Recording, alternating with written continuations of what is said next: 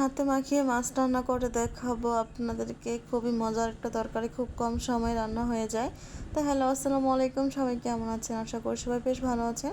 আল্লাহর মতো আমিও ভালো আছি। তো খুব সহজে একটা মাছ রান্নার রেসিপি দেখাবো।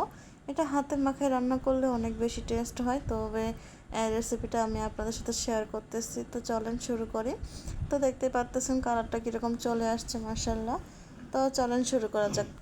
তো এখানে একটা কড়াই নিয়েছি। তো এখানে পরিমাণ মতো এখন পেঁয়াজ কুচি দিয়ে দিব। তো একটু রসুন বাটাও দিয়ে দিব, যেহেতু মাছ রান্না করব।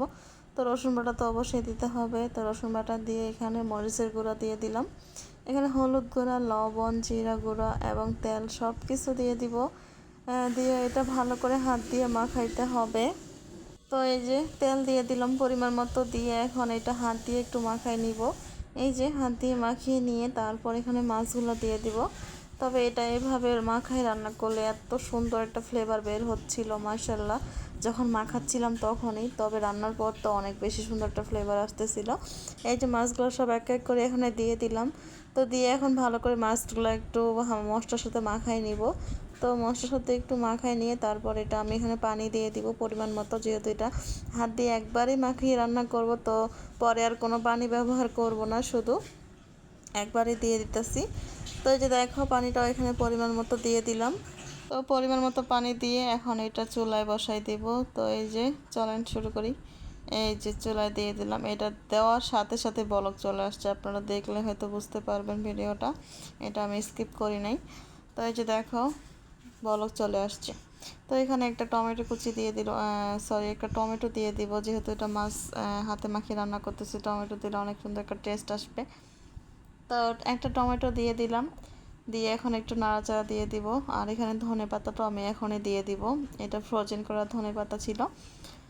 তো এই যে ধনে পাতাটা খুব বেশি পরিমাণে দিব, যেহেতু এটা মাছটা কাঁচা থাকবে, মানে কাঁচাই রান্না করতেছি, সেহেতু ধনে পাতাটা একটু বেশি দিতে হবে ফ্লেভারের জন্য। তো ধনে পাতাটা দেওয়া হয়ে গেলে একটু ভালো করে নাড়াচাড়া দিয়ে দিব। নাড়াচাড়া দেওয়া হয়ে গেলে এই যে আমি চুলোর জালটা একটু কমায় দিয়ে দিলাম, 1000-এ দিয়ে দিলাম একটু, কারণ পানিটা শুকিয়ে গেলে মাছটা কিন্তু কাঁচাই থেকে যাবে। তো এই জন্য তো এটা এখন উল্টাই দিতে হবে মাছটা। এই যে আমি উল্টে দিচ্ছিলাম মাছটা।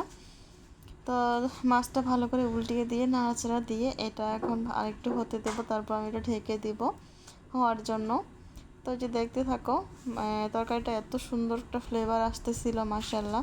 তবে অনেক মজার একটা তরকারি, অবশ্যই আপনারা ট্রাই করতে পারেন। ঢাকা দিয়ে দিলাম এটা হওয়ার জন্য, এটা হতে থাক, তারপর আমি চলে আসব। তো অবশ্যই বাসায় একদিন ট্রাই করবেন। যারা মাছ কষানো খেতে কাঁচায় রান্না করে খেতে পারেন, তারা অবশ্যই আমার ভিডিওটা দেখে একবার ট্রাই করবেন। আর যারা মাছ ভাজা ছাড়া খাইতে পারেন না, তারা অবশ্যই আমার ভিডিওটা স্কিপ করবেন। তো এই যে দেখো আবার ঢাকা দিয়ে দিলাম, আবার ঢাকা তুলে দেখবো পানিটা অনেকটাই টেনে আসছে, তবে এটা এখনও হয় না, এটা আরও হবে। তো এটা হতে থাক। অবশ্যই আমি প্রায় এরকমভাবে রান্না করি, তো ভাবলাম রেসিপিটা আপনাদের সাথে শেয়ার করি।